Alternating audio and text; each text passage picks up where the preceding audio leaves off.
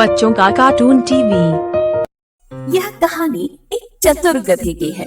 वैसे लोग गधे को एक मूर्ख प्राणी मानते हैं, लेकिन यह गधा मूर्ख नहीं था, बल्कि दूसरों को मूर्ख बनाने में माहिर था। वह अपने इलाके में किसी बाहरी जानवर को रहने नहीं देता था। हमेशा बड़े आराम से घास और छोटे मोटे फल खाते रहता था। उसने अपना नाम स्वयं घोषित होशियार चंद रख दिया था।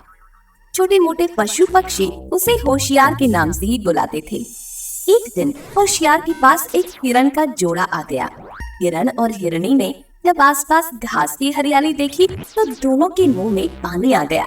उन दोनों ने विचार बना लिया कि यहीं रहेंगे, हरी हरी घास खाएंगे और जिंदगी मजे से कट जाएगी। होशियार गधे की नजर हिरण और हिरनी पर पड़ी तो वह उन्हें वहां से हटाने के बारे में सोचने लगा। वह झट से उनके पास पहुंच गया। अरे तुम लोग यहाँ भटक कर कैसे आ गए? भैया, यहाँ की हरियाली हमें खींच लाई है। ये तो हमारे मन को बहुत ही भाई है। अरे अरे अरे अरे तुम भी इस हरियाली के धोखे में आ गए। ये तो शेर सिंह का इलाका है। हरी घास के लालच में जानवर यहाँ आते हैं और शेर सिंह का शिकार बन जाते हैं। तुम दोनों को देखकर मुझे बड़ी ही दया आ रही है। यहाँ धोखे में आकर जान देने का मतलब ही क्या है? अरे अभी तुम दोनों की उम्र ही क्या है? हाय भैया, यहाँ तो जान का खतरा है। अब हमें यहाँ नहीं रुकना चाहिए। जान है तो जवान है, हम यहाँ से चले जाएंगे। होशियार समझ गया कि अब उसकी युक्ति काम कर गई है। इतने में सचमुच किसी शेर की दहाड़ सुनाई पड़ी। हिरण हिरनी के साथ होशियार भी डर गया। हिरण और हिरनी झाड़ी में जाकर छुप गए। शेर की आहट पाते ही होशियार समझ गया कि वह तो भाग भी नहीं पाएगा और यदि कोई चतुराई नहीं दिखाई तो मामला बिगड़ जाएगा। वह आसपास छिपने के बारे में भी सोच रहा था, लेकिन सही जगह नहीं पा रहा था। उसके इतना सोचते ही शेर उसके करीब आ गया। तुम कहाँ से बीच में आ गए? हिरन कहाँ है? मुझे अभी अभी हिरन की गंध आई है। जल्दी से बताओ, मुझे बहुत भूख लगी है। शेर की बात सुनकर पहले होशियार ने सोचा कि हिरण हिरनी के बारे में बता दिया जाए, लेकिन उसी पल उसके मन में दया भी आई और उसने अपने दिमाग की बत्ती जलाई। अरे महाराज, हिरन और हिरनी यहाँ आए तो थे, लेकिन मैंने ही उन्हें भगा दिया। वो मान नहीं रहे थे। मेरा उनसे झगड़ा भी हुआ, हाथापाई भी हुई। यहाँ बड़ी देर तक रहे, इसलिए उनकी गंध आपको आ रही है। अच्छा, अब झटपट बताओ, वे दोनों किस तरफ गए हैं? होशियार ने तुरंत शेर को उल्टी दिशा की तरफ इशारा कर दिया।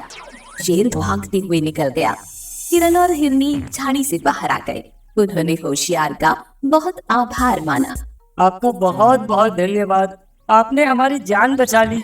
हमारे तो प्राण सूख गए थे, लेकिन आपकी युक्ति से शेर नामक बला टल गई। अच्छा, तो हम चलते हैं। हिरण और हिरनी चले गए। होशियार भी बड़े मजे से घास चरने लगा, लेकिन कुछ देर के बाद वही शेर फिर से आ गया। वो बड़े गुस्से में दिखाई पड़ रहा था, क्योंकि उसे कोई शिकार नहीं मिला था। क्यों बे गधे, मुझे तूने हिरन हिरनी का पता बताया, लेकिन वहाँ तो कोई भी हिरन नजर नहीं आया। मैं भूखा प्यासा परेशान होकर लौट आया। अरे हुजूर, ये हिरन एक जगह कहाँ रखते हैं? चौकड़ी मारकर भाग गए होंगे। आप मुझे सोचने दे, मैं आपको दूसरे हिरन का पता बताऊंगा। अब तो मैं कहीं नहीं जाऊंगा, तुझे ही खाऊंगा। शेर की बात सुनकर गधे के होश उड़ गए।